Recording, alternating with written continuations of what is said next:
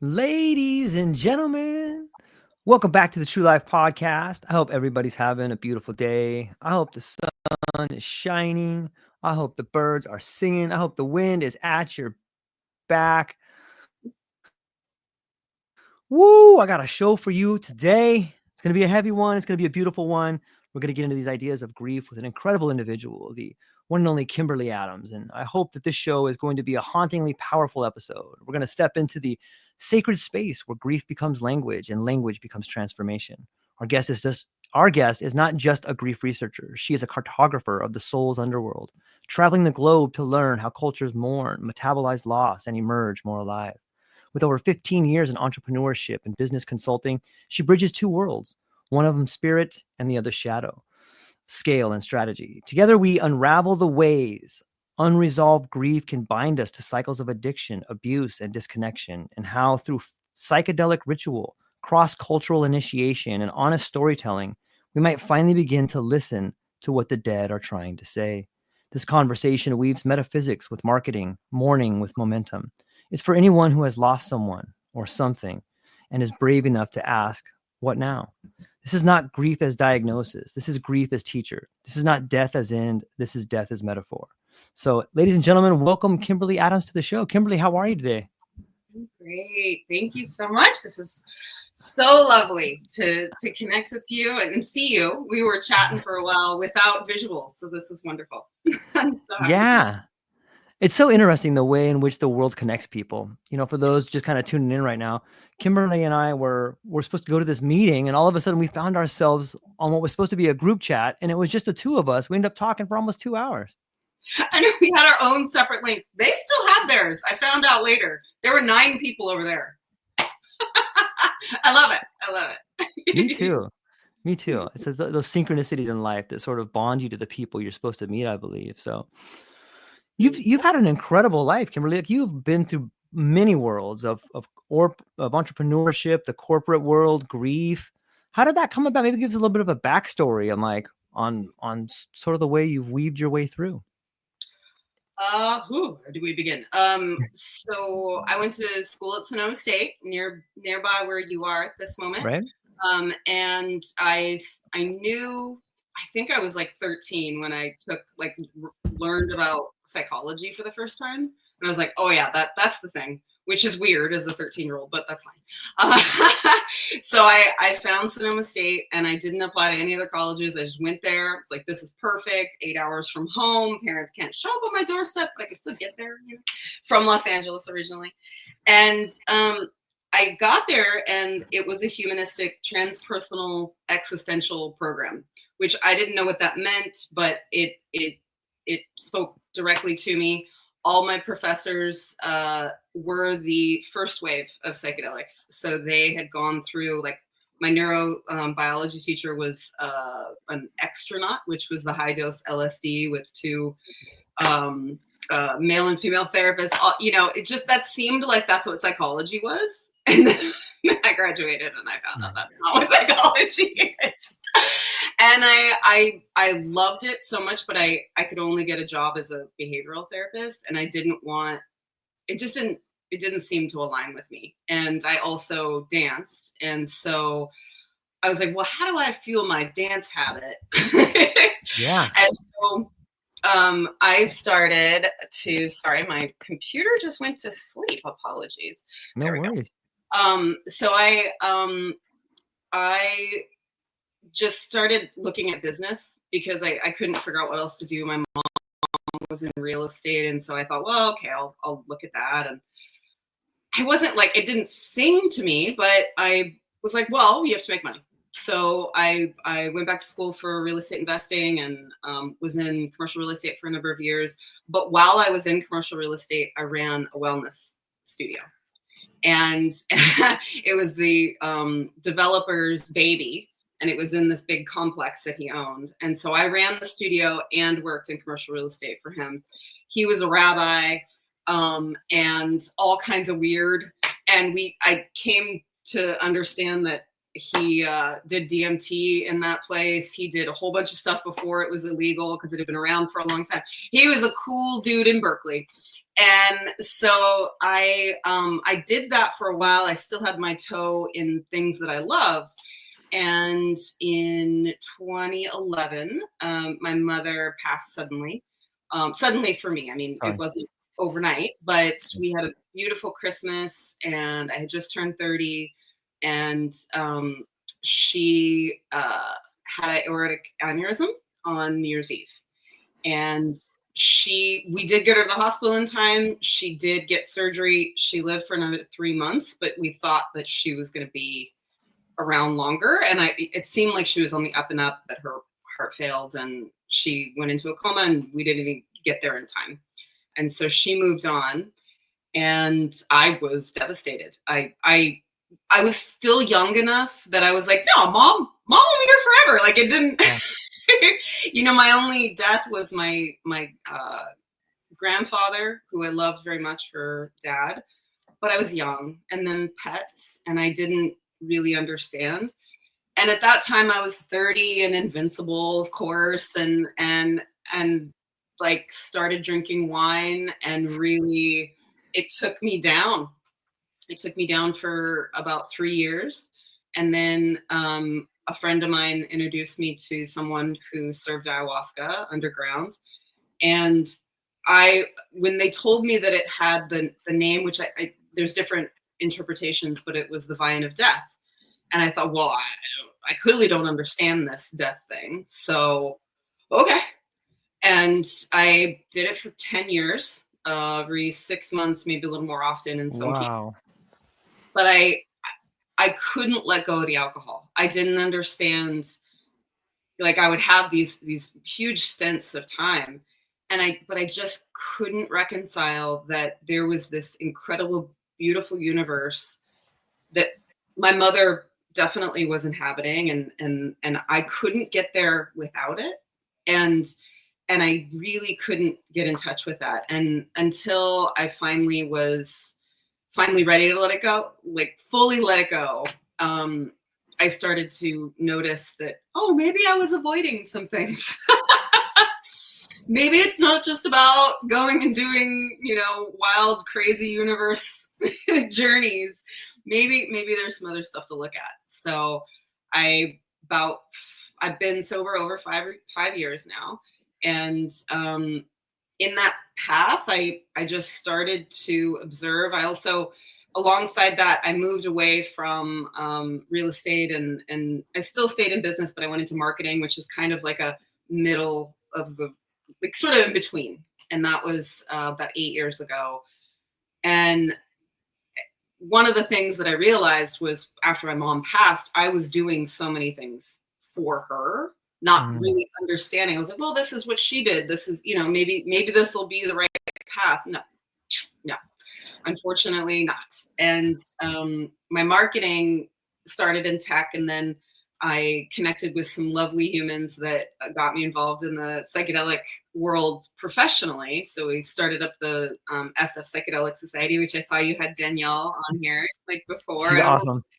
She is. She's wonderful. She and I and a few others kick-started it again. And then we did Decrim Nature, which was in Oakland, California. We did the legislation that got placed in, I don't remember how many. Last count was 65 cities, but it was pretty awesome. And it connected me to the psychedelic world. And so I started to do psychedelic marketing. And this is such a long story. This is only your first. Beautiful. It's beautiful. I love it. And then I had just like cold outreach from a beautiful center in Malanaco, Mexico called Inscape. And they did ibogaine aftercare, which after people do iboga, which is a very beautiful medicine, psychedelic medicine, ibogaine is just one of the alkaloids in iboga. It can clean people up from their addictive habits and clean their bodies and minds. But then you have to figure out how, if you were used to going and drinking every day or getting heroin every day or whatever it was, you have to go figure out how to live. So I got to know them and their process, and they're very different. It's a small, I think there's only 60,000 people in their town. And it's not pharmacologically based, it's it's finding out how to be with yourself. And that sent me on this really interesting healing path that I got to explore that. And since then, I've just gotten an opportunity to meet people who have had addiction issues. It started with people who were on Suboxone and methadone, because you have to get them off and into a short-acting opioid so that they can experience iboga and ibogaine. And that process, I was trying to connect them with people who could help them taper and all of these things. That's a whole uphill battle. But really, really, there would be people on their last half milligram of Suboxone, and they wouldn't let it go. It didn't really have a lot of physical addiction anymore. It really was the emotional context. And I started to dive in with people, and every person in this is, could be just the bias of my perspective, but every person I've spoken to, when their addiction began, it was because of a great loss. And it's not that everybody who experiences grief has an addiction of a substance, but we all share it. We all share grief. We do. Everybody, I love the idea that, you can't escape taxes and death. Well, yeah, you can. If you look and see, people are escaping taxes all the time. Yes. But also when you're in the transition of death, you're done. No one escapes grief, though, because we all leave someone behind. Hopefully we leave many people who loved us behind and hold our memory. But, we will not escape grief in this life. And it's something that really binds us all, but we do not understand it. Yeah. It's so powerful. That's such an awesome story. Like, it totally for me, it fills in so many spots to get to see who you are and how you operate, the way in which grief allowed you to understand the characteristics of people, which probably made you awesome at marketing. Like, you have like this idea of meaningful marketing where you're actually trying to go out and you're not trying to, I'm going to sell this person this thing or that thing. You're like, I want to reach out to this person and connect with them on a level. And I don't think you can really understand how to connect with someone until you speak a universal language like grief. And it sounds to me like your mother sort of taught you this language on some sort of level, and all the teachers that you worked with and the different plants you worked with, like, they're teaching you a language that transcends words on some level, where you're able to see things in a different way. Do you feel that that incident with your mother allowed you to see the world in a different way? Of course. I mean, first I just realized, oh, you better grow up. Yeah. At 30, totally. I was very arrogant and thought that I could do anything and everything. And I realized I went down pretty far and realized actually there's limitations to life. And eventually I realized that death punctuates life. It gives us a reason for, thank you. It gives us a reason for, it gives us meaning. If it didn't end, if you had everything in the world, I mean, you can look at people who have trust fund kids and endless amounts of resource. Yep. If they didn't create it, it has a lot of meaninglessness, and there's a seeking. And I feel very blessed that I had a lot of experiences with psychedelics. I had exposure growing up in California, and then just having this just expansion in that direction. But that's all it is insight. And I as I work with different medicines, I work with different people who are serving medicines, who are educating on medicines. It's not going to heal you. You heal you. There's no person on this planet. There's no substance on this planet. It may give you insight, or it may take away some of the pain, or it may distract you, or, you are the ultimate healer. And it's not, it's not coming from out there. It's an inside job. And my mom passing was this, it was an initiation, and Yep. that was something that really, and I know that you have your own story with this. Most everyone does. Yeah. Um, I I started to investigate, and I started working with Iboga eventually, and I had an experience where I got to see her again. Which Iboga is a very interesting substance in that it's very literal. The hallucinations, they're auditory in a lot of ways. They're also very visual, but they're of looking at your like another human in front of you. And my mother came almost immediately after a few hours. It's a very long experience. I had to get through some stuff first. Mhm.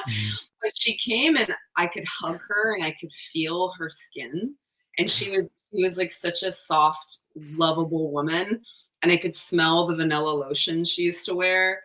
And it was just this like, oh, thank God, you're not lost to me, and it brought me so much peace. But again, you can't stay there.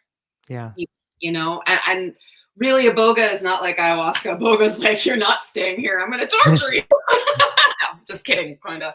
It's a very intense experience and it's difficult. So, but it gives you that opportunity to not just revisit passed away loved ones. You get to see your ancestry. You get to see things you didn't even know about your world. And yeah, it's amazing. But again, only in sight. Yeah. It makes me want to cry. Thank you for sharing that. That's a beautiful story. I I feel it. It's awesome.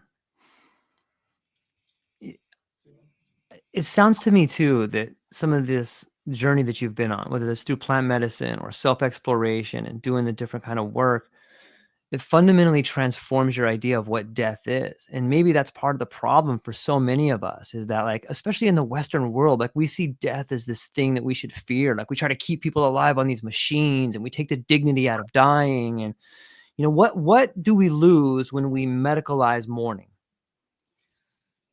Yeah. So we have like 4 hours, right?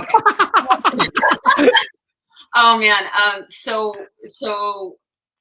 what this launched me into Okay. was realizing, first off, once I got sober, I left California. It was COVID as well, and I left and I started traveling. I traveled through the U.S. a little bit, but um, I I landed in Florida at one point and knew that Caribbean's just right there, so I have to go, right? Might as well, right? It'd be crazy not to. Yeah, and so I went to Jamaica because I thought, well, Jamaica is one of the places where psilocybin's already legal, and so I thought, well, I'll go meet a bunch of these retreat owners and like drum up business maybe, or just go experience something. Oh yeah, I experienced some stuff. I rented a car. I had found a woman who was somewhat of a cultural representative for the Jamaican people. She had a wonderful YouTube channel at the time. It was pretty well subscribed, and I thought, oh, she's a beautiful woman. And I still have to edit her video because it was in pieces and it got a little jumbled. But she I reached out to her originally because she had posted something about having a psilocybin experience, and that, and it was very sweet. She calls us unmelanated people because we are very white. And she said the unmelanated people need to be hit over the head. We don't need that. We don't need that. We have our community. We have our connection. We sing, we drum. Really, we don't need to be hit over the head to reconnect to the earth and ourselves.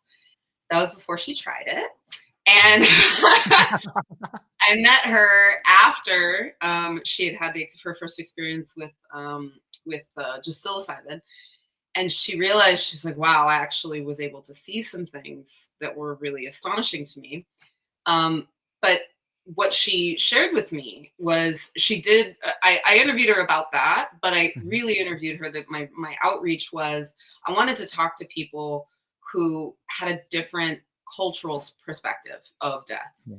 And so I interviewed her, and one of the most striking things that she shared, which a few cultures have it, where they mourn for a particular period of time. In Jewish culture, they have Shiva. You sit Shiva for 7 days. In Jamaican culture, they sit for 9 days. What it is the body is in the house so that the whole community can come and say goodbye. And they also come and dig the grave because it's very rural in most parts of Jamaica, and the people come help the family dig the grave because it's a lot of work, and they bring them food, and they come and be with them in their grieving. But then, which spoke to me very much, on the 9th night, after they lay the body to rest and they bury the person and they say goodbye, they dance from 10 p.m. until 3 a.m. minimum. They dance, they sing, they drum, they celebrate, they move, they release, they acknowledge this beautiful person that they knew, and they give reverence to them. And I think if we're lucky, we have a weekend where there's a wake and you sit around and you go, yeah, that guy was cool, and you have some giggles, or that woman was great and I miss them. And then you go to dinner and maybe you drink, or there's, some, have like an actual, place that they intentionally have, like, catering hall or whatever. There's always alcohol served. And that's it. You go back to work. Maybe you have some bereavement time to go clean up their belongings or something, but there's no space. There's no space. And I started, after interviewing her, I just started interviewing a ton of people. And I had an opportunity to interview a representative of the Native American culture.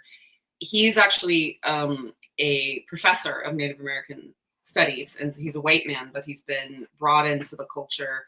The hard part is he's in academia, and many of the Native American translations of language into English are very simplistic because they have elaborate ways of speaking in their native tongue, but most things don't translate.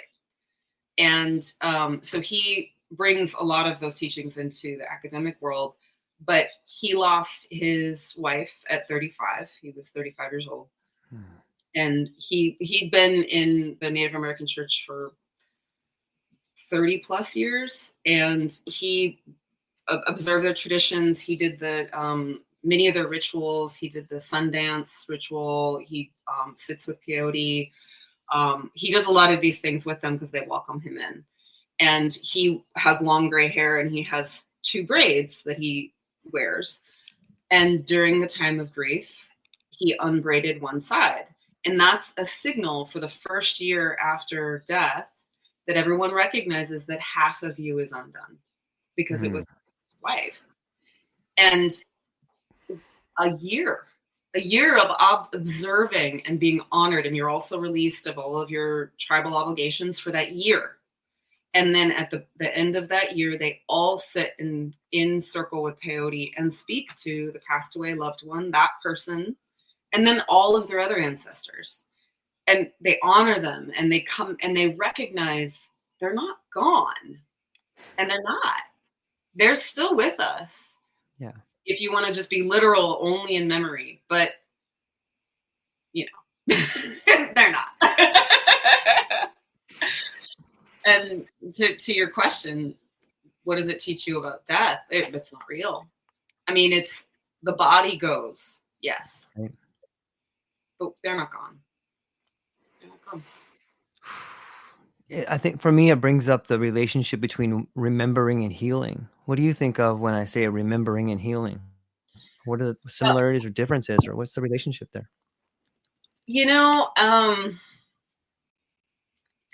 I wonder, and I wonder how to get my computer to stop falling asleep on me as well.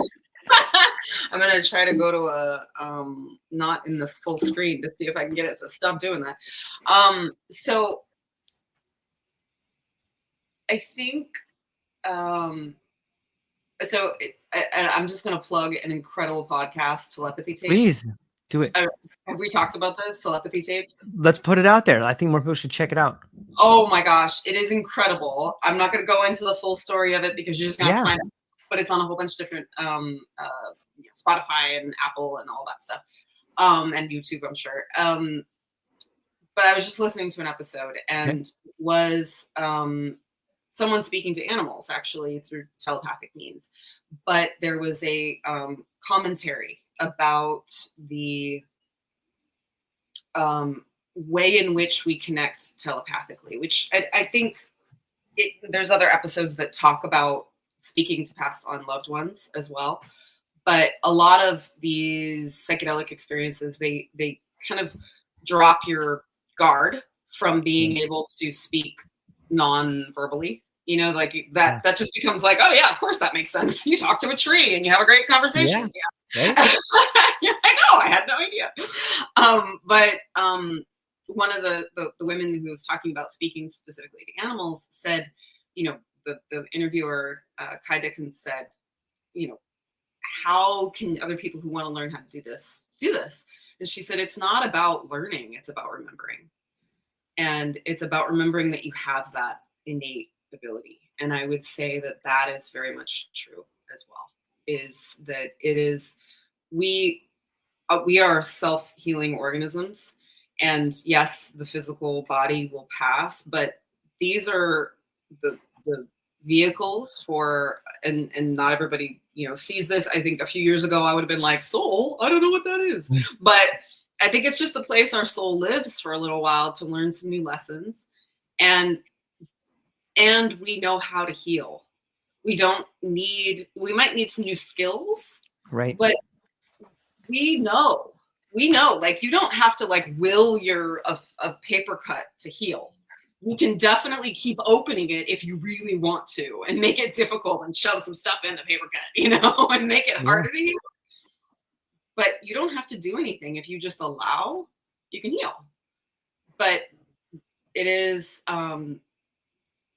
in remembering our innate nature, remembering that there is no disconnect, and remembering that we have the capacity to be with people who are not physically with us, because we hold them in reverence. I'm really blessed. I live in Mexico most of the time, and every year Dia de los Muertos is celebrated, and it's beautiful. Like, the streets are gorgeous, the cemeteries are amazing. There's a reverence, and it's just an automatic. It always happens, you know. And I'm actually in someone else's home, but that's just there. Yeah. But it's the Katrina is what it's called in Mexican culture, and it's the representation of the fact that the skeleton is what's left, and you can find that, you know, the skeletal remains of, you know, dinosaurs. You don't really go there. Not all of you goes. Something grew from a small thing to a full-grown thing, and then it passed away. The skeletal structure is still there. What makes you think, just because you can't see the soul tangibly, why would we think it's gone? You know, you just have to remember that it's available to us, I think. Yeah, it's so interesting. I know when my son died, my niece also passed away. She died of fentanyl. And once, like, my sister and I have this incredible connection. Des, I love you if you're out there listening. And you know, once my niece died, her and I had some incredible conversations about seeing our children everywhere. Like, you look up in the clouds and you'll see like a form of them that kind of looks at them. You know, you're like, whoa. Or just the other day, I went to the temple with my mother-in-law. She's a Buddhist. And we went to the Buddhist temple, and on the sign, it was like the temple just happened to be on Stony Road. My niece's name was Stony. And I was like, wow, look at Stony over here at the temple with me, waiting for me. You know, so I call it my sister. But there's something that happens when something you love so much leaves the form that you're familiar with. And all of a sudden, instead of getting to see them from time to time, you get to see them everywhere. And that to me is a form of speech. Like, that is communication. That is you remembering those people, and those people being there with you and reminding you that they never left. And when I saw that sign, all of a sudden I remember all these cool conversations I had with her about her dad and her mom. And it was like, I got to revisit and have a conversation with her at this temple at the same time. But I think that on some level, it is the absence of that which you love, which allows your awareness to become more fully aware. I didn't really say that actually right, but you are welcomed into a new awareness when something you love moves to a different area on some level. Do you think that's accurate, or how do you feel about that? What do you think? Oh yeah. Oh yeah. Oh yeah. Oh yeah. I used to I lived in Oakland for a long time, and I had a domed skylight in my kitchen. And I was preparing for my first ayahuasca ceremony. I didn't know what I was getting into. I had done psilocybin and LSD when I was like a teenager, but I was 32 at the Right. time. And I kept hearing something on the roof, and there was this huge black crow that was because the skylight was domed. It was having a field day. It would jump up to the top and then it would slide down. So you hear this, and then he'd jump up back to the top, kind of like peck, the time, go, and he was doing it over and over and over. And I was like, what are you doing? The morning I'm about to go to the ayahuasca ceremony. And I remembered that pretty distinctly. And the crows are ubiquitous in Oakland, but this guy, he was really insistent of like making his awareness known. And in Native American, I do have Native American blood, and I don't have much connection to it, but I do know that in a Native American culture, the crow, and also I'm also Irish, I'm a whole bunch of things. Irish is the Celtic culture also holds the raven as the bridger between life and death. And I just thought, is that my mom? Just kind of like here with you, And I kid you not, the second time I was leaving for ayahuasca, it may not have been the same one, but it played the same game. It did the hop, and I was like, okay, now you're just spooking me out. Yeah. And I think it's really beautiful, because if you look with a little bit more softness in your environment,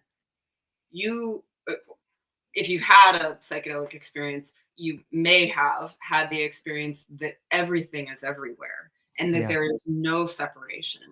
But in our waking lives and our just like driving around and walking around in our lives, you can still come in contact with that, recognizing that we are part of everything.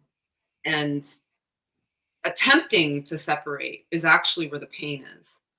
And that's what I came to understand grieving to be about. Is it's not that we're so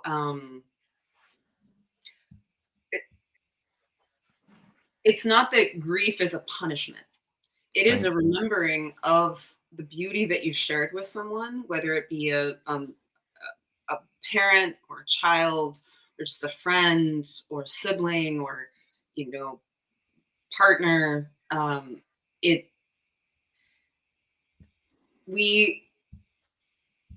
One thing I want to say about grief is that we perceive it to be like, okay, I'm grieving.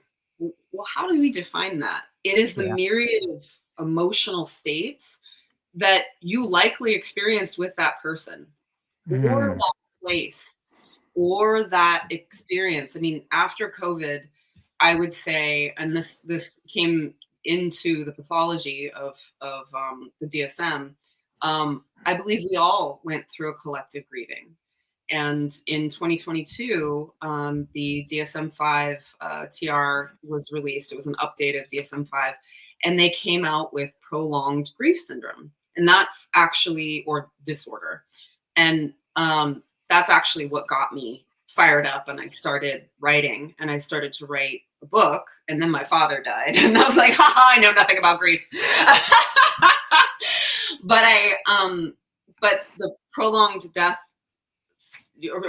prolonged grief syndrome or prolonged grief disorder is characterized by this normal process of letting go. And much of it is characterized by a longing. Well, yeah, there's a longing for something that isn't there. But you can't long for something if you don't connect to it to begin with. If I've never met someone on the other side of the world, I have no feeling of them. I can't long for them. But if you had something close to you, of course you can, and they're not with you. Yeah, you're going to long for something. And that has been pathologized. And that's what drove me to the wall, because that was also part of what, when I finished my psychology BA, I worked as a behavioral therapist, and I worked with kids that were diagnosed with something or other. They had many diagnoses. Right. But they were all medicalized, and they were all given some sort of drug, a pharmaceutical. And I witnessed their behaviors change. I also had just a felt experience of them sort of dissipating, because I was with them before they took it and then after. And I had one client that we gave him a med holiday. He was 10 years old and he was 6 psychiatric drugs. And my God. I know. And we tapered him down, and this boy appeared who was light and lively and beautiful. And it was that his mother couldn't handle his temperament, his natural temperament, which was much more lively than her other children. And she was a single mom, and it was an impoverished situation. She needed him medicated. And the last thing we should be doing is not only pathologizing grief without investigating it, first off, personally, but also medicating it. Because the connection between grief and addiction is that the people who I work privately with people, I've helped people underground, which is why I live in Mexico.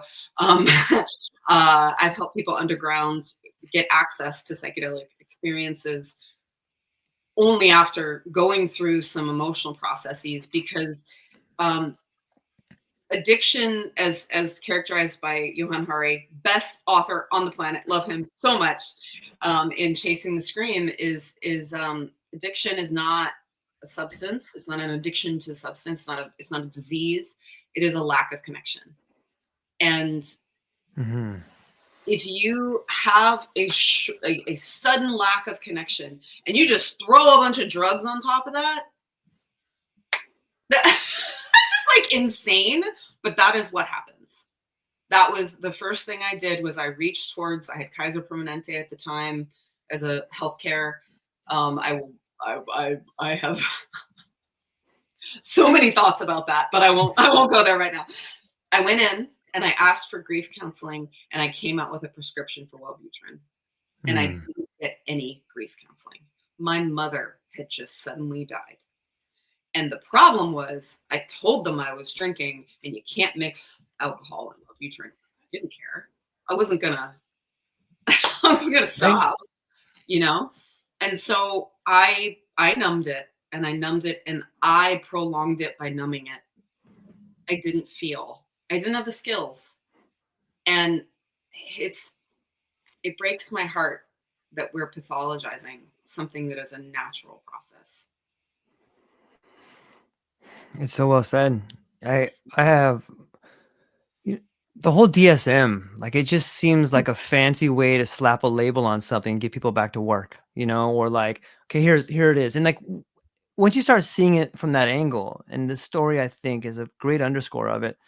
Like, it seems like our whole society, on some level, it just doesn't want to deal with it. It's like, okay, just give them a pill, just give them this thing. And, you start factoring in what happens to the people that go, you go and you get educated, you get all this debt, and then you learn from a textbook that was probably written by the pharmaceutical company, and then they go in to be doctors. And like, it just seems like we've gotten so far away from that which can actually heal us. And you start learning these very difficult lessons when you start losing people. And you're like, what the hell is this pill gonna do? Like, it doesn't do anything except make me more separated from the people I love. Now I just need this pill and then I feel better, but I haven't dealt with any of the grief. I haven't dealt with any of it on some levels. And I'm curious to get your thoughts on this, Kim. On some level, I'm worried that that's where the psychedelic movement is heading towards. Like, I see all these certificate programs, and I see these people come down that they're probably really well intentioned, but what does it mean when you take someone who hasn't yet fully broke, who fully hasn't had the suffering, and then you give them ayahuasca and all of a sudden they're a teacher now? Like, I don't think it should work that way. Like, it rubs me the wrong way. Like, wait, you're taking these people that are actually seeking and you're kind of turning them into suckers. Just give me 10 grand, just give me 15 grand. And then I'll heal you. I'll give you the certificate. And now you can go and heal people. No, you can't. Like we're robbing the next generation of the healers that are actively seeking to become more connected to the planet. Is that too harsh of a critic, you think? No. I mean, we were really naive when we did the Decrim Nature. We were just like, oh, we're just gonna save ourselves. Right. You know, we were all professional adults that also were holding, growing, or selling. Yeah. To be honest, you know, and we wanted to protect ourselves. That's it. We simultaneously filed for a church status as well. So we had protections because it's not like, you know, a ton of us had been arrested or anything like that. It was more about how do we make access more accessible? How do we get it? How do we get the people to feel less fearful about these experiences? Because they're already kind of scary, but there's my unchosen but seems to be unfolding path is that I was exposed very early to people who were medicated, and I just was like, this isn't the way. And I don't think and bless a lot of people who do microdosing of various degrees. It's another form. Often how it gets translated into day-to-day is just like you're replacing your pill, your SSRI with your something else. It's the new Prozac. Yeah, and it's not. I mean, you know, Prozac stops working at a point too. You got to up the dose, up the dose, up the dose. You can keep upping the dose of your mushroom microdose, but it's not a microdose anymore, and it will stop working because it's like you're not listening. You know, it gets. I think it gets offended. I think the plants get offended. I agree. Yeah. So the pathologization of first grief, it came through the back door for me. I had a life-threatening experience and I had resulting PTSD. And I had seen people talk about, you know, veterans who get scared when a loud noise happens, but I didn't really understand PTSD. And then, you know, I went through the process of healing from that. And I will say that Iboga was a huge support in that and is incredibly beautiful in its nervous system regulation for about 4 to 6 months, but you better be learning how to do it yourself during that 4 to 6 months. I learned that the hard way the first time I did Iboga because I got out of the other side of the 6 months and I was like, oh, where's my kind, calm space? I want it back. But what PTSD appears in, like, when you're observing it in another person and in yourself, is these waves out of nowhere of fear, anxiety, like panic, the desire to run, hide. You know, sometimes people fight. Sometimes there's a methodology that's fight, flight, freeze, or fawn. Fawn is where you utilize your mind to be like, well, I can kind of pretend to be something and please don't eat that somebody, but I'm actually somebody else, but I'm going to show you this really nice happy person. Please don't eat me. You know, all of that are normal mechanisms of the system. All of it. We have an amygdala, we have a reptilian brain. All of those things are responses to keep us alive. Those waves were so reminiscent of what grief felt like. I realized these are one and the same, but a slightly different causation. And my experience of that was in many people who in any form, even if you are blessed to have not had a human pass on in your life just yet, you've witnessed some loss. And there's the 3 a.m. wake up calls of like panic, of like that feeling that something's missing, or just walking by and you smell something that reminds you of that lunch that you shared with that person, or, you know, that something, and it hits you like a ton of bricks. It came to me through PTSD that I realized this is human nature.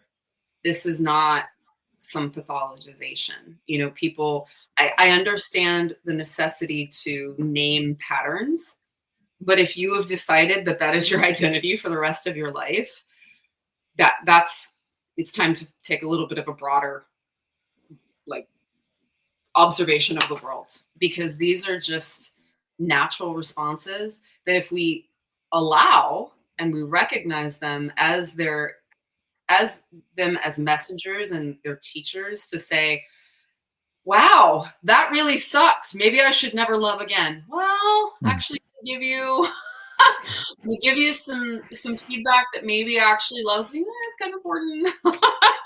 It's worthwhile, but it hurts so that we can see where we can hopefully avoid some pain in the future, stay alive for longer. These are all like survival mechanisms, but if you stay in the survival, the richness of life is dampened.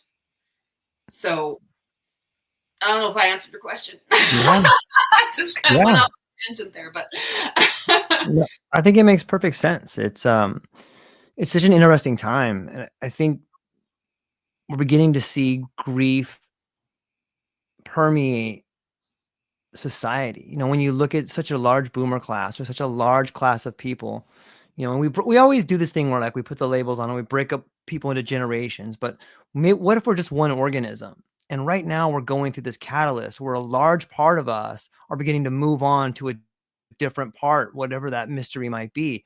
How can we not all feel that as a collective society in our community, in our families, in our communities, and in our world, when such a large part of us are moving on? There's going to be a lot of turmoil. There's going to be a lot of chaos. And I see us as like changing form. Like we've gone through this caterpillar consumption stage, and now maybe we're emerging as this new butterfly. We're emerging as something else. And we're trying to figure out, okay, how do we, what is this, a wing? What do we do with this thing? We're starting to move around a little bit, and there's all this just beautiful chaos that's happening and opportunities happening. And I know that we run in some of the same circles, and we see so many people talking about similar things, and people are trying different ways to get this thing moving in different directions. So I think what you said is not only applies to someone with PTSD, but applies to all of us as a community, because we're kind of going through it as a community. It's interesting to look at it through that bigger lens. Is that how you see it, through the bigger lens? Or I don't think anybody who's self-aware or paying attention could deny the fact that we were all changed by COVID. Yeah. Because we were all faced a lot closer, whether perceived or literal, with death. Yep. And,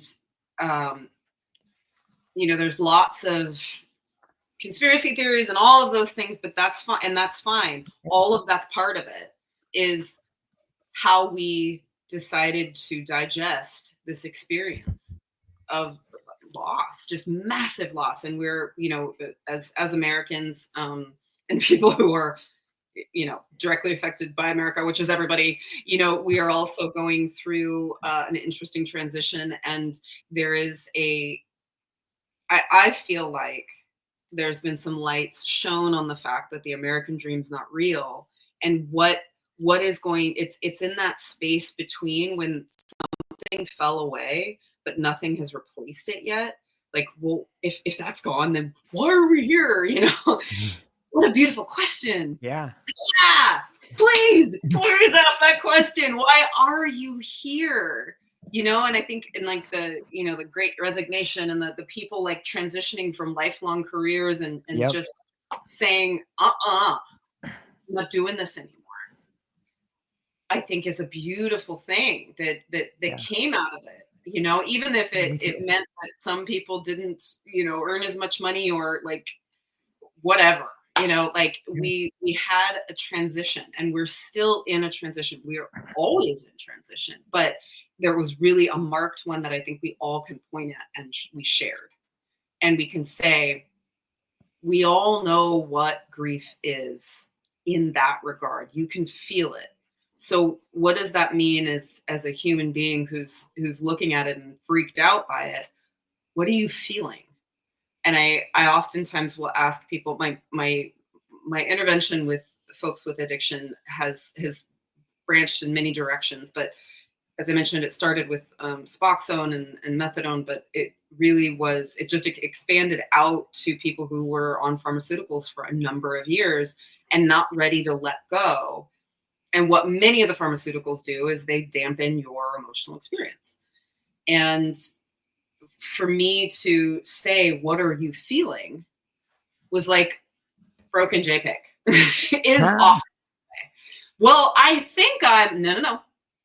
How are you feeling? Well, I think that maybe, no, it's your brain. It's your brain thinking again. What are your body sensations? And something that I love, and my teachers of people who've served me Iboga 5 times now, 6 in probably November, I think is the next time I'm doing it. um, what are their Patrick, names?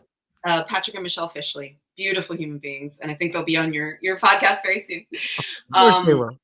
yeah, they go back to Africa, which is where Iboga's from, and they study with the Bwiti, which are the people who carry the medicine. And one of the teachings that Patrick and Michelle shared with me via their teachings is, what are your 5 senses giving you? What is the immediate environment that you're experiencing? And now, of course, when you're under the influence of a substance, you're getting more information than what your 5 senses are giving you, because we're attuned to our 5 senses, but it can ground us back in this reality when we're suddenly taken to another universe, or, in the Iboga space, you're actually brought very close into you're taken inward more than outward. So a lot of serotonergic experiences take you out into the universe. This is more, what is my soul telling me? And is it confronting? Because you look at it's the creepiest thing, and not creepy, but weird, because Right. as individuals, we look at ourselves in the mirror and we only see our reflection, or a photograph, or, what we're doing right now. I'm looking at myself, but I look weird to me because I'm not used to looking at myself this way. But when you're in that space, you meet your soul, and they usually are represented by a absolute replica of yourself, and you look in your own eyes. And it is trippy, very trippy, to say the least. But you have this opportunity to pull yourself back in. What are your 5 senses saying? Because you're not taken out of your body when you're in these experiences. If anything, you're brought further in. So if something is too much for you, whether you're under the influence of a substance or you're just walking through the world and it's a little much, do you feel your feet on the ground? Can you feel your breath? Can you feel your expansion and contraction? Can you feel the sun on your skin? What do you hear? What are you smelling? And I think there's some basic skills that we have forgotten that we have, particularly when we're you and I may or may not ever meet in person. It's beautiful that we have this opportunity. I hope so. But a lot of our life during COVID became this. We stopped seeing other people, touching other people. And that's another layer of the remembering, to go back to what's the relationship between remembering and healing. Well, remember what we're capable of in 3D. Yeah. I can go on for years, but I know you said you had a few questions. Yeah, it's beautiful. Well, there's something to be said about the felt presence of the other. And I think we lost that in COVID a little bit. But in some ways, when it's like being in an isolation tank, sometimes that sense becomes hyper aware when you don't use it for a while. Sometimes you could fade away, but it can become more aware. And I think that happened to me and lots of other people, but particularly the felt presence of the other. When you sit down next to somebody and you can feel what you're thinking, you can feel the flush that comes in the face when there's a joke exchange between people, or when there's a nice pat on the hand, or someone gives you a hug. Like, there's something so beautiful in that felt presence of the other that may or may not thoroughly translate all the way through like a Zoom call or something like that. But yeah, remembering. And let me go ahead. I got some questions stacking up over here. And if I don't get to them, Kim, I will just ask you questions and our conversation will be awesome, but I want to allow my audience to participate. So let's get some people in here. Clint Kyle's the Psychedelic Christian podcast. Everyone should be checking it out. He has some great guests. He's an incredible speaker, and he thoroughly understands the felt presence of awareness. He says, remember, remember. I love that, Clint. Thank you.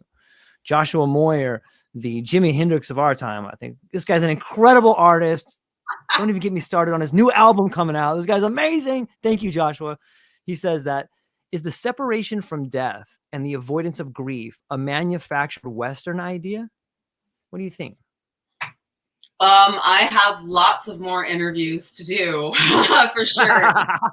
But you know, and thank you, Josh, so much, because I have a dear friend, Jeannie Fontana. She was a medical doctor, and she wasn't in Los Angeles. She since has transitioned to legislation, and a huge psychedelic advocate as well.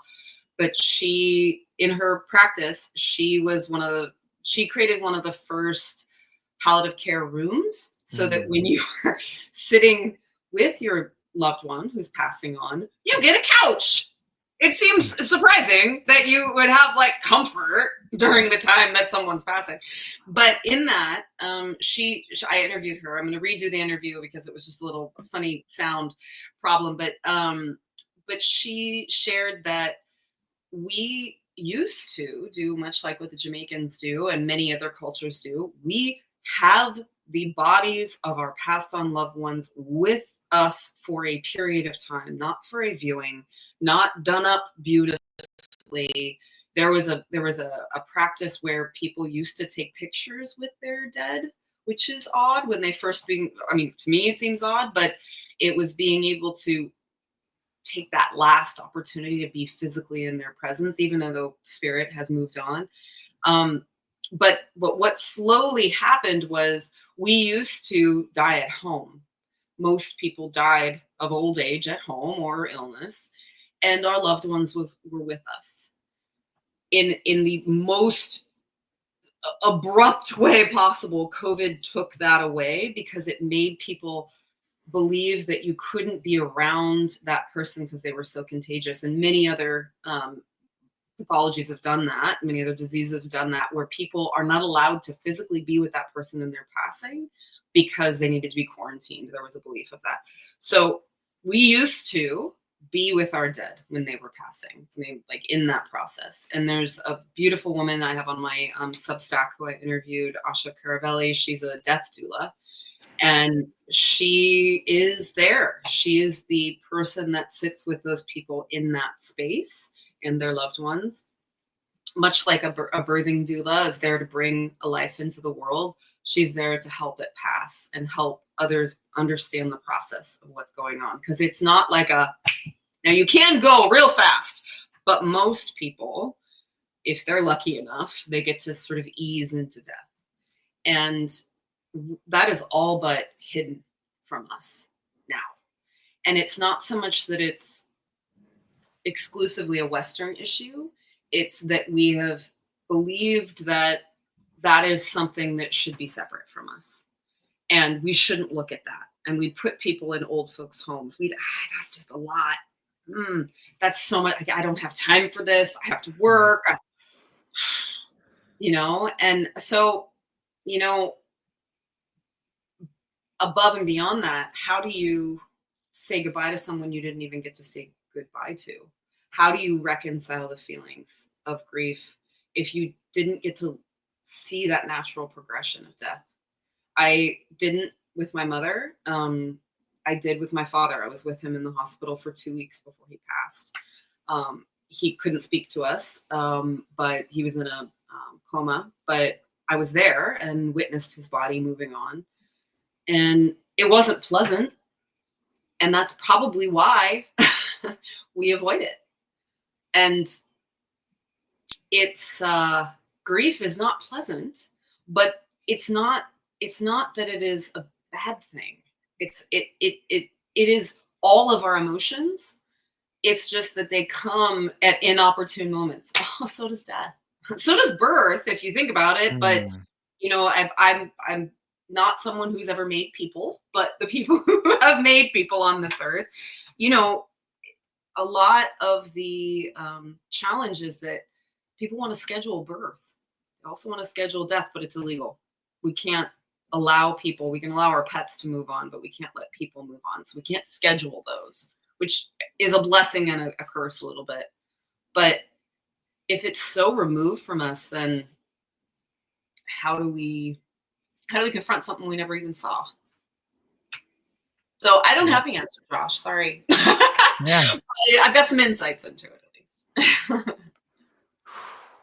Okay. The Western system, it just kills me in so many ways. You know, when we talk about like the root word of palliative is pal, which means to hide. But you mentioned on the topic of birth, like, you know, for me, my son died like the first day in delivery. And I'll never forget, like, it was so, I remember the doctor coming in and you know, telling me, like talking to me, but it was, his voice was like a jet engine coming from a hummingbird. Like I couldn't fathom this noise. I'm like, what the fuck is going on here?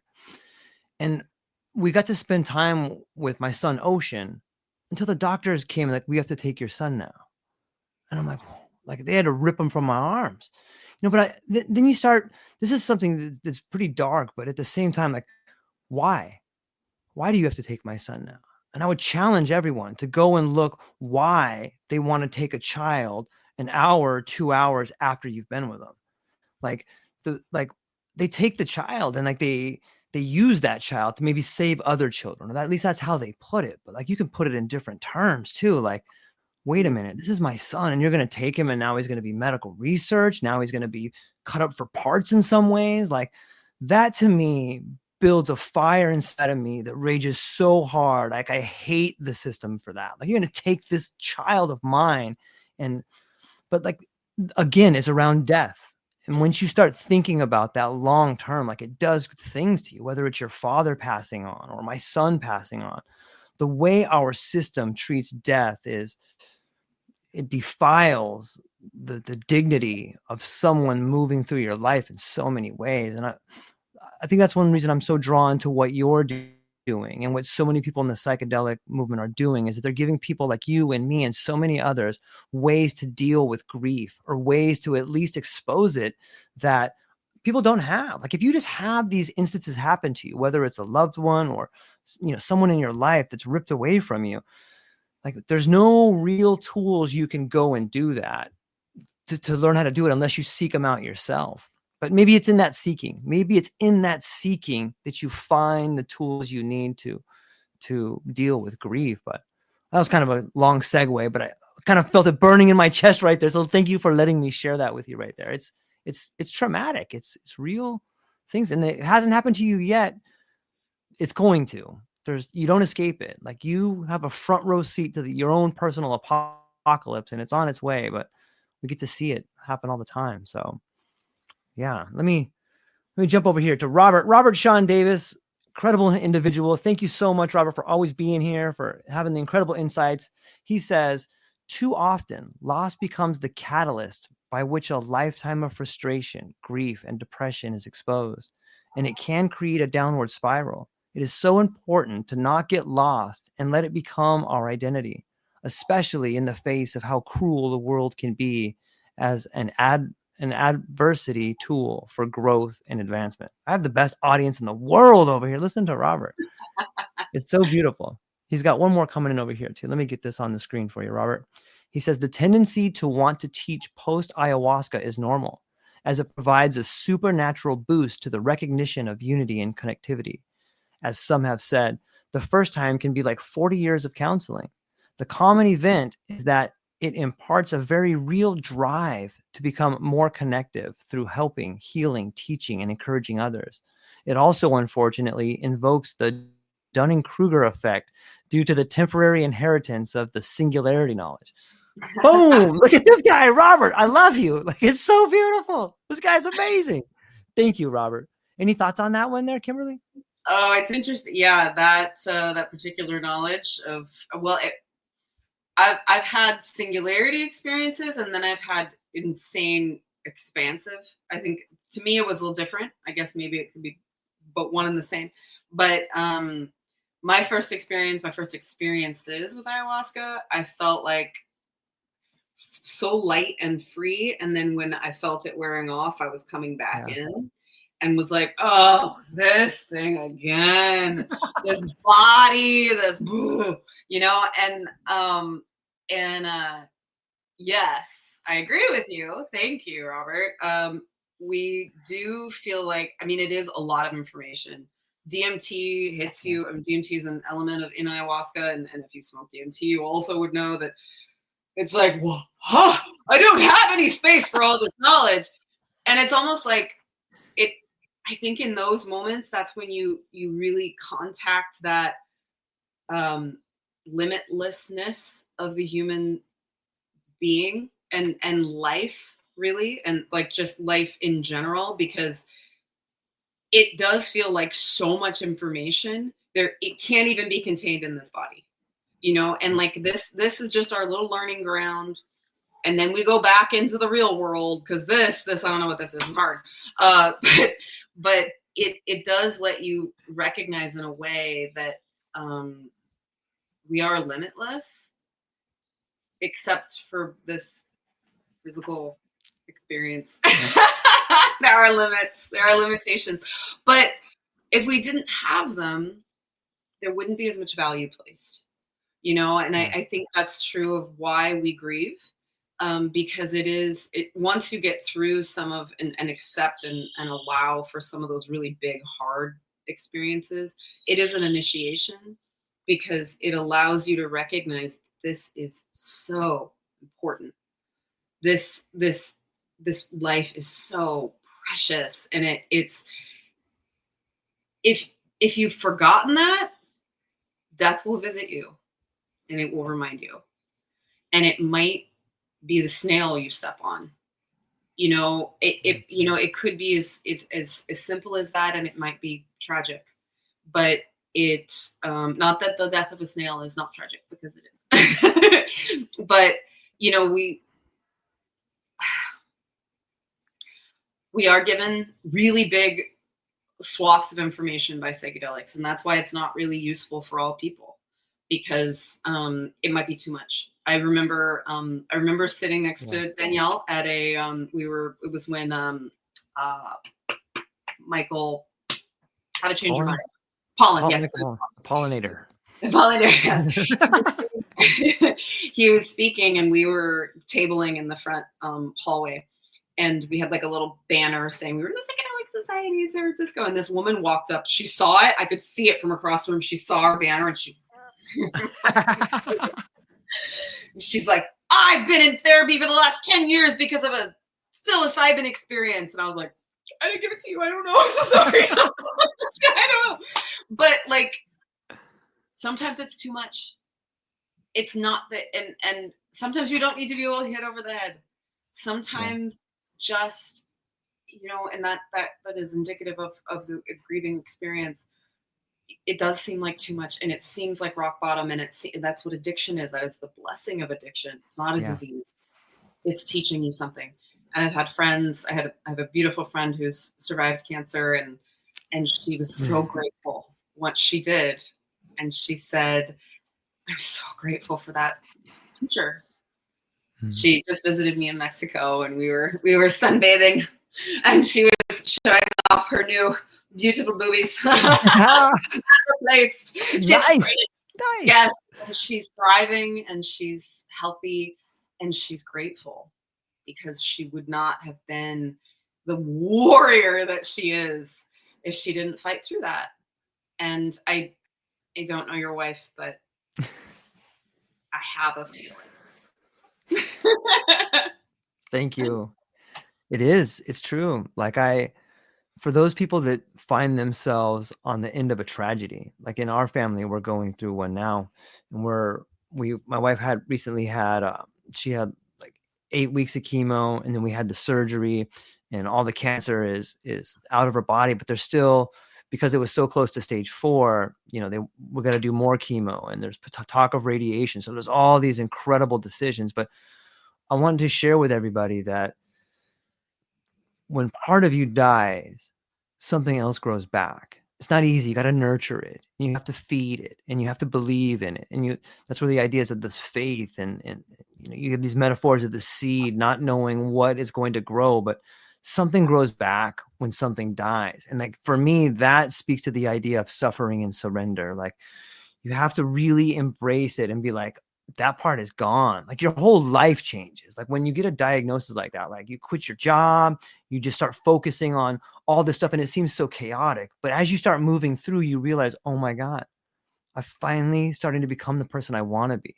I see so much change in my wife from this incredible uncertainty of not knowing what's going to happen, if I'm going to be here, to being like, you know what? I'm gonna start living my life the way I've always wanted to.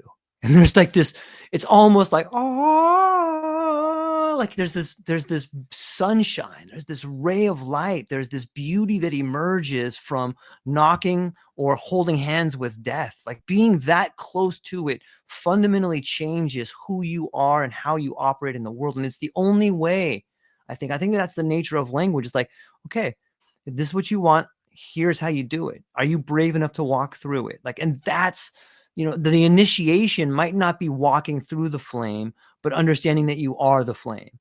And I think that that's something that death can teach us, is like, oh, and you can't learn it from a book. You can't learn it from a lecture. It's a gesture. It's the romantic love of life reaching into you and building a relationship. And like, that to me, you start talking about Shiva and the different masks that they wear, but like, you realize it's one and the same. And when you get to see death on that level, you get to have a profound love for it the same way you love other things. And that's what grief is beginning to teach me on some level. And I hear it in, everyone go check out Kimberly's Substack. She writes about all of these things and all these incredible different avenues of it. But I think on some level, like, death as a teacher is probably the most profound teacher you can have. Yeah. Thank you for bringing her up. I appreciate that. Yeah, absolutely. And you're so correct that, I mean, why on earth would we have goddesses like Kali and Kali and, and some of the other destruction gods and goddesses? Yeah. Because you can't keep creating. You have to destroy to make space. You have to. There's no way. There's not enough. If we all kept living, we really enjoy sex. So we will keep making new people. If we all kept living, there would be no place on this earth anymore. So, we need to make space. But also, the point that you brought up, that you expand and you make something grows out of what's lost. Yeah. Absolutely. And to go back to Robert's perspective, like, you get this incredible of information. If you had anything, if you like stood in front of a fire hose and you tried to block that, do you think that would work? If you tried to block the feelings that come up in grief, which grief, by the way, Elizabeth Kubler-Ross said we have 5 stages of grief. Oh yeah, no, we got more than that. And they're not linear. And it is every emotion that you may not even have a word for that comes to the surface. It's just the human condition. And if you come at that, just you personally trying to block it, you will be unsuccessful, my friend. And then on top of it, if you try to pour alcohol like I did for a long time, or you try to pour a substance or anything on it, it is not going to get rid of it. It is going to suppress it.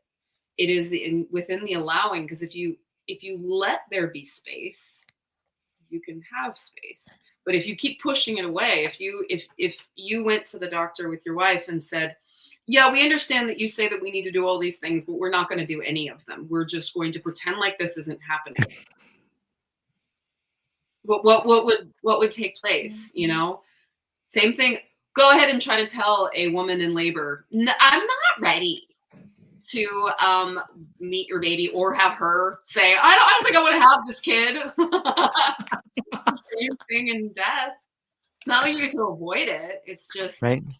Like, this is just part of it, and allow for that, because I think some of our greatest teachers are when things are destroyed, because I think one of the things, Yeah. I mean, one of the reasons I also left California, I was sick of everything being on fire all the time.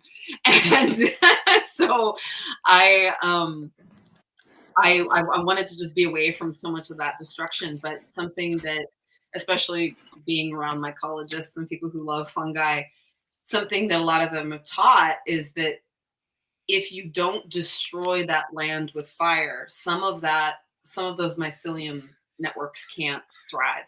They need to be completely charred down so that not just the mycelial networks, but a bunch of plants that didn't have a chance for the past 50 years when all of these other things have crowded them out. You know, I was unfortunately in LA during the fires, and the Pacific Palisades had not burned for 50 years. That means there were species that had taken over that didn't allow for those other species to grow. Now there's a chance for them. That is also true in death. If you hold on and you keep your person that you love on a respirator and all of that stuff just to keep their bodies alive, you're not letting yourself have space. You're not giving them the opportunity to move on. I know my mom has been reborn. She is having a great time. My dad's still, it's only been a couple years. I think he's still probably in the barrio. I'm not sure, but he's still got some stuff to work through. But, you know, you have to make space. You just do, you know? Yeah. Yeah. It's well said. And there's so many other lessons, like especially about community when someone moves on or someone's on the tragedy. Like when I think of what is my daughter learning? What is my daughter learning watching all this happen? And we get so caught up in our own grief sometimes, it's hard to realize the teachings that are happening for other people. You know, there's so many great biographies written by people that talk about losing a parent early, and these people go on to do incredible things. Well, maybe it's because they faced tragedy at such a young age and that their lens of the world is completely different. And so people that may find themselves in grief at this time, it helps to look around and see all the new growth, not only in your own life, but like in your community. And I think grief on some level forces you to ask for help because it's so overwhelming. And a lot of us have a problem with asking for help. But in these times, like if you don't ask for help, you're going to be all alone. And that fire hose just will not let up. It just comes firing at you. So what are your thoughts on asking for help in times of grief? A dear friend of mine is going through the loss of her father. Just happened a little less than 2 months ago, and she's with her mother. Her and her mother historically have some pretty gnarly background and history, and I shared with her that, and I had this experience as well. That's why I could share it with her, and you know why we need each other. I remember my father's way of grieving when my mother passed was kind of old standbys, which was whatever handle of whiskey, and just telling us all of the things that he had lost, and forgetting that we lost our mother, you know. And sometimes, and my friend is having this experience now, the hard thing to remember is that the identity that you have on that person, in this case, she lost her husband, but my friend lost her father. And unfortunately, and fortunately, we can get remarried, and we can, you know, there's in it there, you can't ever replace a person, but you can find another love, and you know, and might be better for it. But you, unfortunately, the real hard ones is you can't replace biological mothers and fathers. That one's a tough one. I just reminded her that I reminded my friend that her mom is forgetting that she lost her father when she's dealing with the death of her husband. You know, like these identities that we place on the person cloud our ability. And I was really, really blessed when my mother passed. I had two friends from college drive down from Northern California with me, and one of which was a musician, Adrienne Shamazad. Bless her. She wrote a song and got into the recording studio, and it was so beautiful. And it was specific for my mom, and it was about she had met my mom, and she had she'd written this beautiful song, and she played it for everyone on the guitar and sang it. And I have a recording of it. It's just absolutely magnificent. And it's that step away, because even though she had met my mom, she didn't feel as much as I felt, and she didn't feel as much as our family members felt. So she was able to create something that helped everyone unite. And I think, particularly, I mean, there's some interesting conversations about people who are advocates for different communities and them not doing it perfectly. I saw something on social media saying, like, celebrate the imperfect advocate, because they might screw it up, but they're at least advocating for you. You know? Like, they don't know your experience. You know, of course they don't know your experience. If they did, they'd be stuck in the mud like you. And you stay in the mud. Go ahead, writhe around in it. But remember that there's others. Remember that there's other people that you can talk to. And I think whether it be an experience of grief, an experience of loss, an expansion that is beyond your ability to harness at this time, recognize there are other people who've walked it and have space. You know, I mean, again, to your point, when something dies, there's space made for something new. If you can't make space, other people around you might. And if they can't, okay, move away from those people right now. But there are others. Don't lock yourself away. Please reach out, you know, and like, that's one of the things that is beautiful about a wake. At least we do have wakes and funerals. At least those things exist. But there can be other ways to honor our loved ones, and we can expand. You don't have to limit it to that. If you feel like, if you just went to the doctor and somebody just told you that you have prolonged grief syndrome and you better shape up, maybe get some other opinions, you know, and please, for the love of God, don't take the pills. Yeah. Try not to reach for something outside of yourself that is a substance, but try to look for those who've walked it. You know, I felt really blessed that, you know, you and I had that happenstance of a conversation and that we got a chance to know each other and know that we have this thing in common, that we walked this path, and neither of us are done with it. There's plenty of other people that we're going to lose. And at this moment, at least, because it's far away from me and I can think about it in that way, I'm grateful, because I did cut myself off during the time that I was really suffering with PTSD. I shut my world down, and I couldn't really experience the world very much. And I felt really blessed. I had a friend who I spoke to via voice message and by the phone, but I couldn't be around another person at that time. And that was a gift. Try and reach out.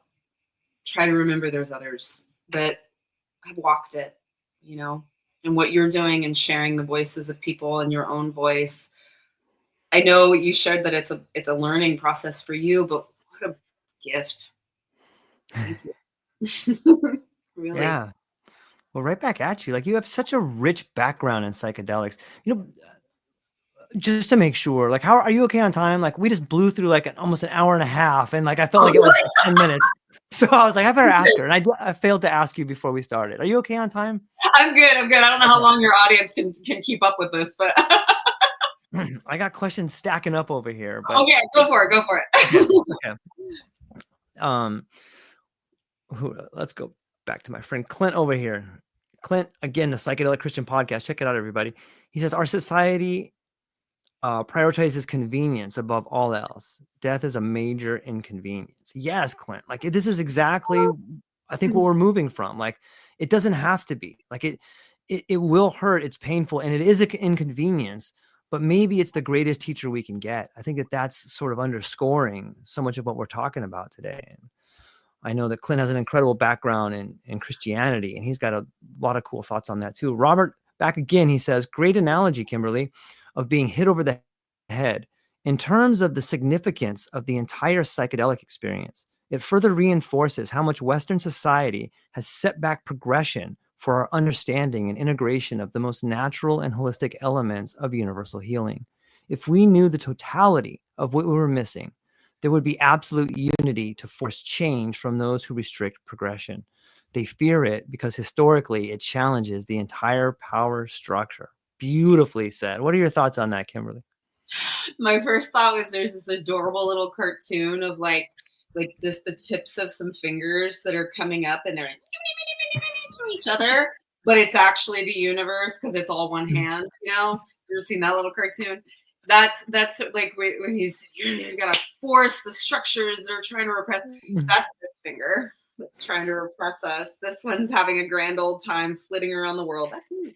And then this one's staying put and doing all things right. And but we're all we need each other to show each other the light and the shadow. And if there wasn't, I think I will say this because I get to go run back to Mexico soon. And have a little bit of separation. I think the gift of the Trump presidency, which I'm sorry, everybody who's on either side and want to fight me, go ahead. But the gift is that there is such extreme distraction that becomes so evident in many of the actions that are taken right now. That like it's like like I'm gonna take this really hard stance, and then the next day it's flipped. It almost like there's a meditation that I've taught many of my clients that both I used to teach yoga, but then also just my therapeutic clients, where we go into just like a breathing exercise and just don't introduce anything other than just like learning that we can be calm, and then I ask them to drum up a really difficult scenario in their lives and just notice the physiological changes. And then go back into that breathing that got them into this sweet space before. And it might take a little bit of time, but the truth is that any emotional experience basically the body can only hold it for about 90 seconds unless you remind it. If you keep going, I'm angry, I'm angry, I'm angry, I'm angry, I'm angry, you can stay angry as long as you want for decades. But you can also recognize that it is a wave that comes through. And that's true of grief. That's true of PTSD. That's true of the joys, and recognize that they're fleeting. Celebrate them when they're there because they're not always going to be here. So be grateful for them. If you want to fight. Oh, that feels good. Like I've never actually. It's funny because my go-to. I'm 5'4", and so I think that I'm scary. But I'll say to my friends, like they're having a hard time. I say, "Oh, you want me to beat them up for you?" I have never been in a fight in my life, but I think it's empowering to think that you could do something. Yeah. But we're all part of this one thing that is part of something bigger that we can't even see, and you can fight. You can be astonished. And you can be overwhelmed, and you can feel all of those things, and you're still okay. You're still doing just fine. And I think,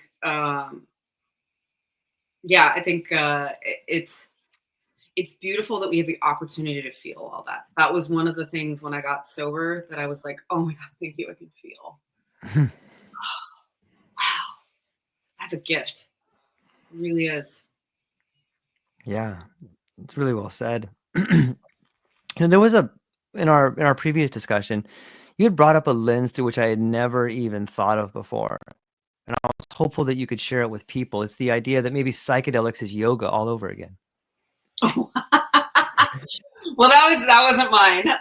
So the gentleman I mentioned that Right, the rabbi. Yeah, the rabbi / commercial developer / lots of other things. So it was a yoga studio and wellness center, and he had watched the rise. He's in his 60s, 70s now, I think.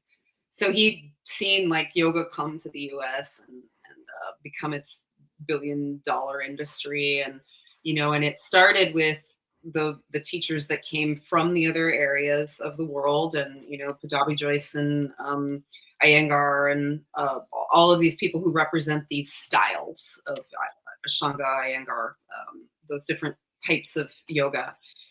And then they taught other people who then were Westerners, and the Westerners were like, I see financial gain here. And there's a whole other thing. And then they decided to create their own yoga styles. So that is not uncommon to the psychological makeup of psychological theory and those that are trying to be placed. The most interesting thing that I find is I studied all these theories. I thought they were fascinating. Right. And that's all they are, theories. But we have glommed onto them, and we've decided this is the thing. Internal family systems, the I don't know, fill in the blank, Right. Freudian psychology, attachment theory, whatever you want to take.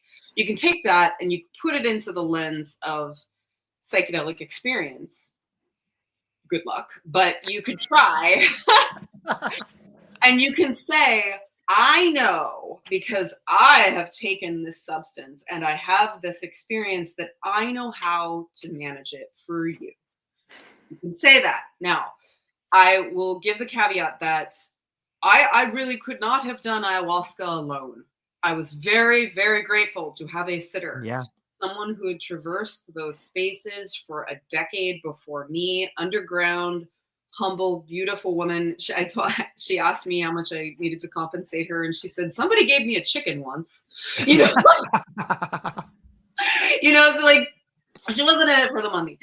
But that being said, I was happy to exchange money for her time.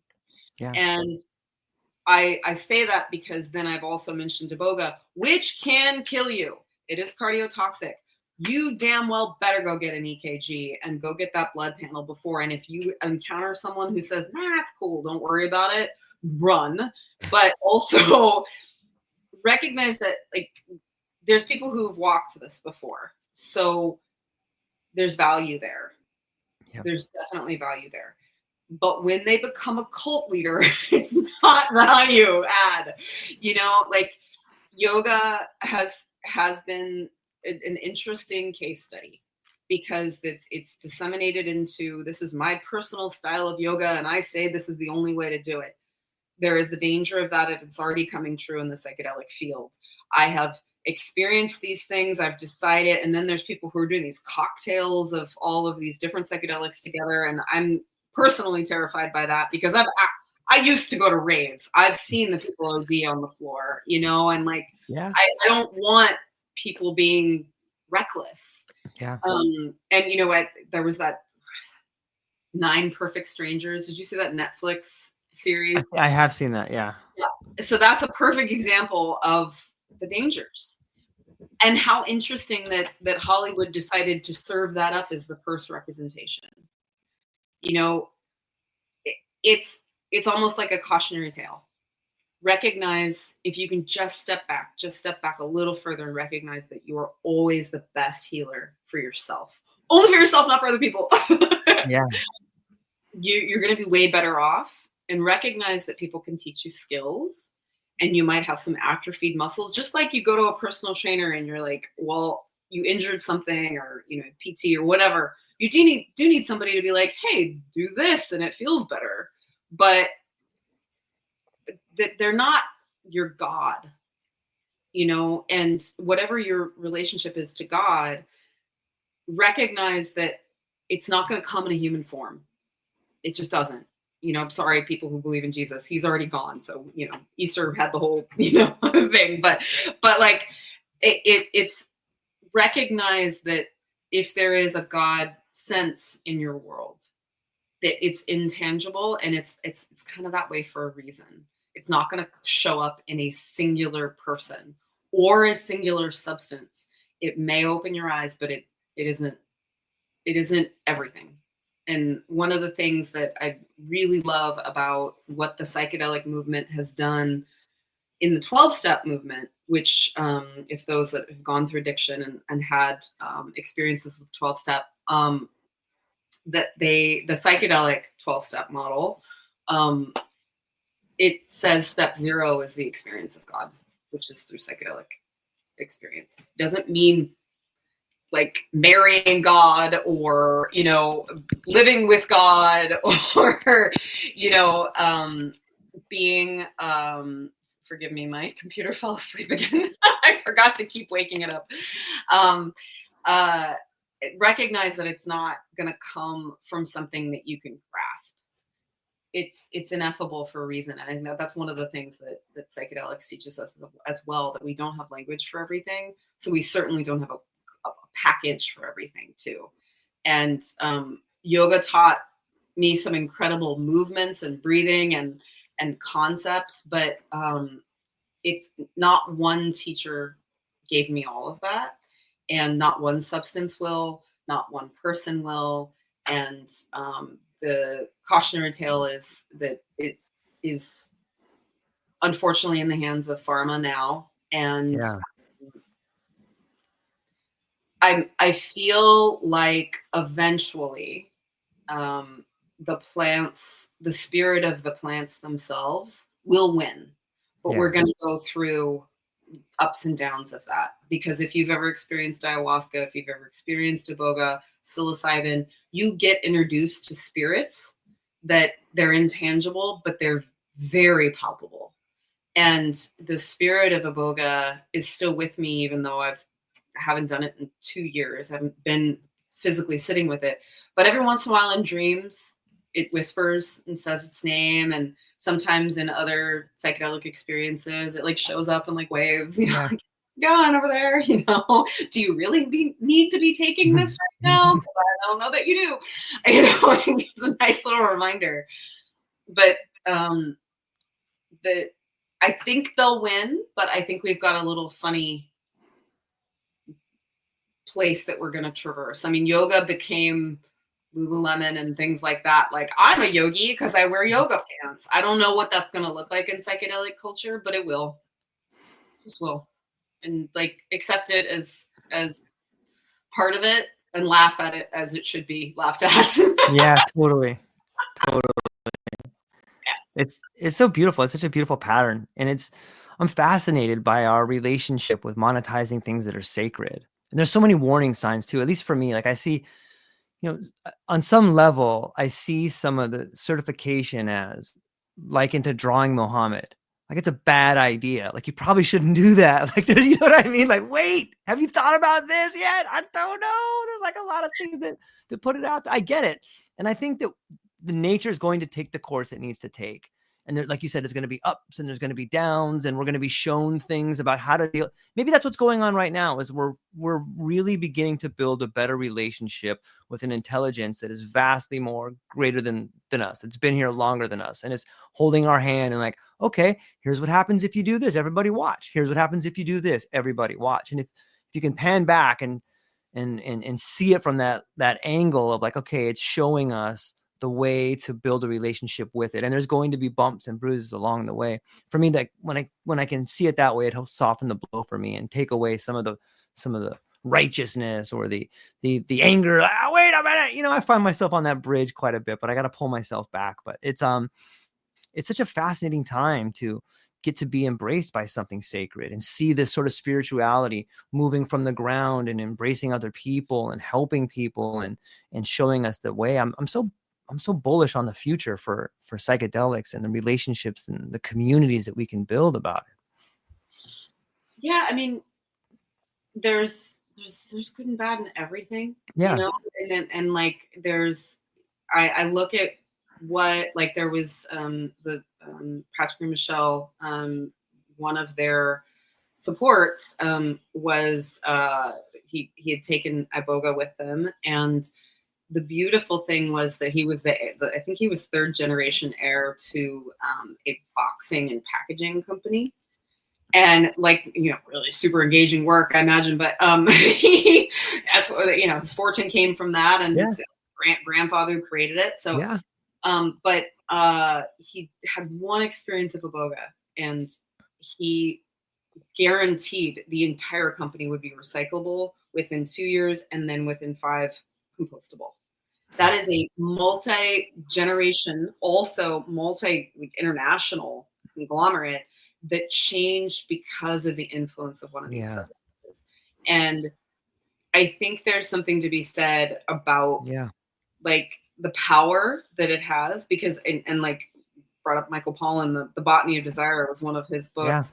You know, like it's like luring us in with its beauty and it's like magic. And it's because it's like it doesn't want to hit you over the head, but sometimes Right. it, you know, might be helpful. Yeah. And or, you know, there was one of the experiences I had with a boga that I wanted to see my mother again. I wanted to spend time with her again. I wanted to meet my ancestors, but I just was tired. I was physically tired. I was like emotionally tired. I already had one flood dose, and this was my second flood dose of that experience. And I hid in the bathroom from the second dose. I just said, no, I can't take anymore. I had already had some. I had vomited it all up, and I was just like, I don't have it right now to give. And the medicine heard it and said, okay, and just gave me this very sweet feeling and said, okay, that's all you don't need. You don't need really big. And I think there's something to be said about softness and gentleness and that we don't need huge wallops. And I mean, if you really think that you need one, you'll get one. Life will deliver it. Yeah. And in various ways. You know, I was really, really blessed by the source of the PTSD that I experienced because it opened up my world completely. That's what eventually got me traveling and eventually made me go, I'm going to talk to these people because I feel completely lost by this experience. And it was this deep grief of loss that felt intangible that I was seeking to get an answer to, because I thought for this instance, it was a loss of a sense of self, and I needed to move through different iterations of myself to be able to figure out what that really meant to me. And that came through some psychedelic experience. It also came through the incessant insomnia that comes with PTSD. Yeah. You don't get to process anything because you're not sleeping. And that gives you an altered state. You know, little kids spin around in a circle to get an altered state because like it's different. We don't need to have really huge, difficult experiences to change. But sometimes if life necessitates it, it might give it to you. But I don't know. Anyway, I'm going on a tangent, and I want to make sure that you get all your questions answered. If there's any more that are hanging in the wall, especially these other people might want to get on with their Let me see. We got this one comes to us from Neil. He says, in your experience, what initiatory wisdom does grief reveal that joy never could?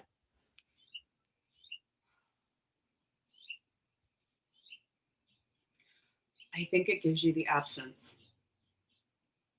It gives you that absence of joy. And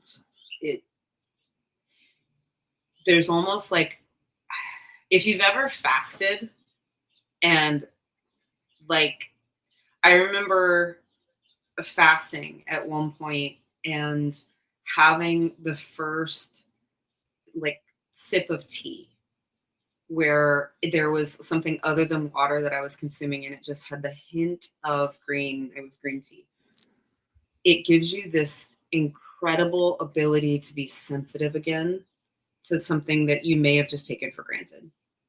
And that loss makes you so sensitive to the inkling of joy when it comes back. And it's not that we're just seeking joy. We're seeking a whole myriad of experience in this life. But if you have a palpable loss and you just can't access it, and there's so many people that I'm very blessed that I don't know what clinical depression feels like. I've heard people describe it, that it's like a physical experience. I do have chronic pain, so I kind of understand what like a physical experience is like. But I feel like to have something distanced from you gives you such a rich appreciation when you get just a taste of it And when someone passes, and you were saying, that physical sensation that we lost in COVID of like actually being in front of each other and feeling the person's physical presence, that's actually what we're missing. Because we still have the memories, we may still have the clothing or pictures or whatever, videos of that person, but it's that presence that we're missing. And sometimes we're given dreams, just like in your nighttime dreams, that you just get to be with that person again. And that's so rich. And I think if we could bring that awareness that what that loss teaches to our current relationships, we would have such a rich life. But I think I can say, as a native Los Angeles person, when I left Los Angeles, when I left California entirely, and I was in the South, in Tennessee and Florida, Alabama, people were so much more warm than I was used to. Because I thought, well, Californians are the best. They're so nice, but they're actually not always. But I recognized that I was brought up in a way that people are instruments for getting getting something. And I had just taken that for a matter of fact. I grew up 20 minutes out of Hollywood. People used other people as a method to get their work achieved, their whatever, their status increased. And when I got away from that, and like I saw that people are just genuine, kind creatures, and they have no celebrity, no status, very little money in certain cases. Like I come from a place of privilege. I recognize that. And I saw that I was extraordinarily privileged and I needed to be cut down a little bit. And like the world delivered that to me. And the flavor of just like sunshine and just like my favorite pair of jeans feels incredible compared to what I used to think I needed. And when you have loss, whatever it might be, you get, again, our theme is remembering. You get a remembering of what's really important. That's joy is so sweet. It's wonderful. But you can also like get lost in it, I think. Yeah. I love that. It's such a beautiful answer. It makes me think it is. I'm at a loss for words for a minute. Like, it's so beautiful to think about the flavor of sunshine and a favorite pair of jeans. Like, what else do you need? Like that's so beautiful. This one comes to us from Betsy. Betsy, what's up? Thanks for being over here. She says, this kind of bleeds into the other question a little bit, but she says, what have the dead taught you that the living never could? So we're going in the woo-woo territory. Yeah, let's go. So my mother, when she was in the hospital, I knew that she'd been hospitalized and I was packing my bags. And it was a Thursday. And I went to sleep and I knew I was going to fly out the next day. And to go back to Southern California, maybe I was driving, I don't remember now. But she came to me in a dream. And that was when she passed. Her spirit had left, but her body was kept alive because she was in a coma. But her spirit, I believe, passed that Thursday, which was the March 13th. She technically, I think, was declared dead on March 15th, I believe. But it was the night of the 13th that she came to me in a dream. She was like, I'm free. There's no money here.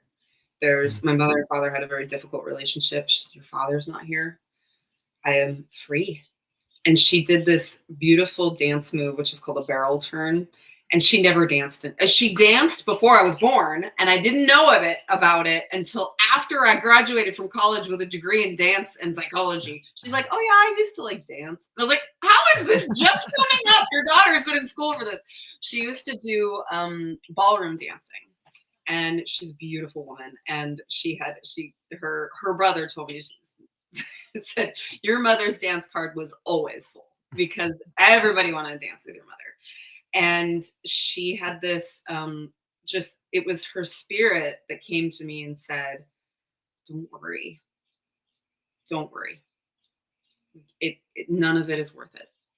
The worry is not worth it. And I'm free now. She let me know that. And years later, I'm trying to still process the loss of her. I had the opportunity to experience peyote, and I was really pushing it off, which for people who've experienced these medicines, it's easy to push some of these things off because you're like, no, I will not feel. Or at least it was easy for me. And the woman who was my sitter, she's like, okay, I'm just going to leave you alone with a stack of paper and a pen. And you're going to just sit there alone for a while. Because we had already, peyote is a stimulant. And so mescaline is a stimulant. And so I was wide awake, but I wasn't experiencing, like, I wasn't getting the visions. And I was like, I'm being gypped by this medicine. It's just like, sit down with this pad of paper.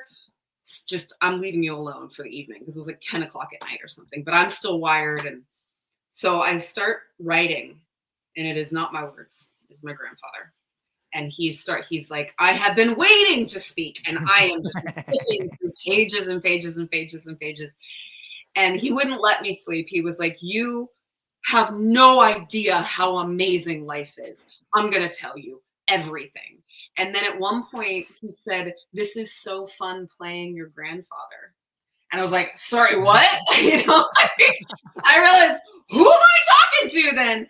And it was my grandfather had died when I was maybe 9 or 10. So at that time I was in my mid 30s, and I was like, who is this? Who's controlling the pen? And the dead will speak to us in so many ways. And what they will tell you is how incredible life is, because they've already been through it, and they know, I mean, they, in my opinion, only my opinion, but my experience of whatever this life has been, and contacting people and having this experience of both living people and dead people, it's beautiful. Trust me, it is beautiful. It is beautiful to have the physical body. It really is. You get to taste things. You get to have sex. You get to hug people. You get to experience swimming in the ocean. You get this physicality, and that's something they don't have. Now they can go everywhere and be everywhere, and apparently be my grandfather and somebody else at the same time, but they don't have the physicality anymore, at least at that time. And so what they've shown me is how beautiful life is, and how simple our day-to-day existence can really, like, the simple things can be so beautiful. And I feel really grateful that I've gotten a chance. I'm a Scorpio, so I feel like it's just part of, like, there's life and death cycles constantly. That's just part of, like, what I've been used to. But I feel really blessed that I have this life, that I get to hang out in the depths and the dark places with people, both clients and frankly, even my marketing clients. Most of them are there for therapy. I'm not joking. Especially if they're like small entrepreneurs and they're like just trying to figure out their messaging, and they're trying, like, what am I supposed to do here? It's because they're in this space of darkness and you just need light. The dead have so much light.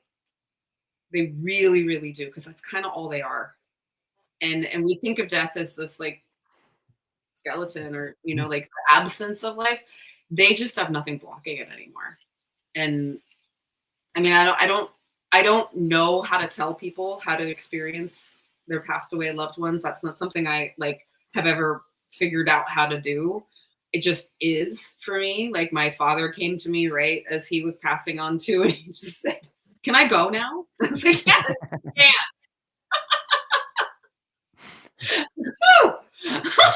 It took off.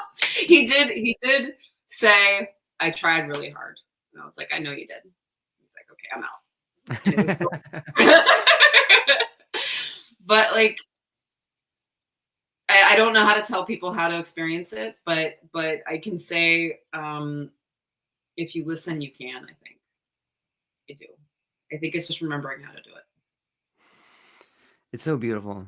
Like the whole conversation has just moved from like the depths of despair into the wonderful, beautiful idea that if you have your freedom and your health, you have everything, and how much you can experience. Like, I think this is a testament to how beautiful Kimberly Adams is. Like, and if anybody is in listening, all the people listening to this right now, and if you're listening to this in the future, like, I want to make sure that everybody is able to go down and check out your links and stuff like that. And let me just throw it back to you as we're landing the plane a little bit. Like, where can people find you? What do you have coming up, and what are you excited about? Thank you. Thank you so much. Truly. It's, I do very much believe in synchronicities and happenstance, and it's just so funny that we reconnected in the way we did. I'm working still on my Substack. I'm still learning how to use Substack. I had written about 60 pages of a book, and then my father died, about grief, and then my father died, and I was like, ha ha ha, very funny, nothing.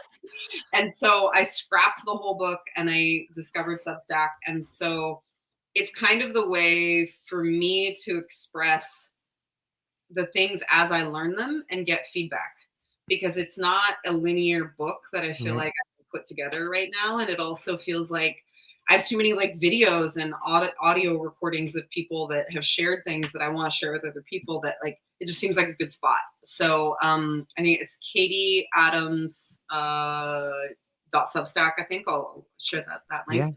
Yeah. Katie Adams, Kimberly Dawn Adams.com is my website, just for my personal speaking and my grief work.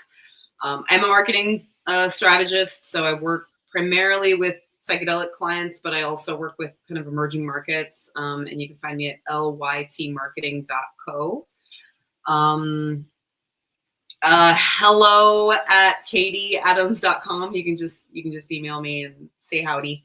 And if you want to, I'm always interested in hearing people's stories as they've navigated their own worlds of grief and death. And I've had some wonderful cultural representations of different places, but I've also had really beautiful conversations with people who've just lost children, who, that's not how things are supposed to go. They're supposed to go the opposite way. So it's an unusual experience.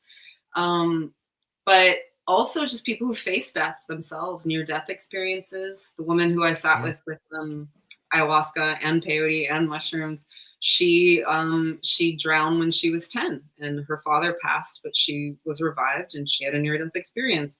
She has a multiplicity of awareness because of that. And so, hearing from people who've been touched by death, we've all been touched by death in some form. But I think we're better for it. So you can also find me on Instagram, but I use it just for funsies. I like taking pictures of beautiful street art, which is plant.consort on Instagram. But yeah, I'll send you all this stuff. You can put it in the show notes and stuff. But also want to share, I'll share links to some of the folks that I mentioned, because they're all incredible people, both the Iboga folks, death doula, to, the former doctor. Like, all of these people have these incredible stories and gifts and movements that they're a part of as well. And I think the more we connect to one another, better off we are. Yeah. Mycelium is moving. So thank you to everybody that came on and got to be a part of this. I'm so grateful for the conversation. Robert says, amen to that. So thankful. Clint Kyles says, great conversation. Thank you both. And Kimberly, hang on briefly afterwards, but to everybody else within the sound of our voice, I hope you have a beautiful day. I hope you know that this tragedy in your life might be the best teacher, and it's looking to help you move through life in ways you can't imagine. That's all we got, ladies and gentlemen. Aloha. Thank you.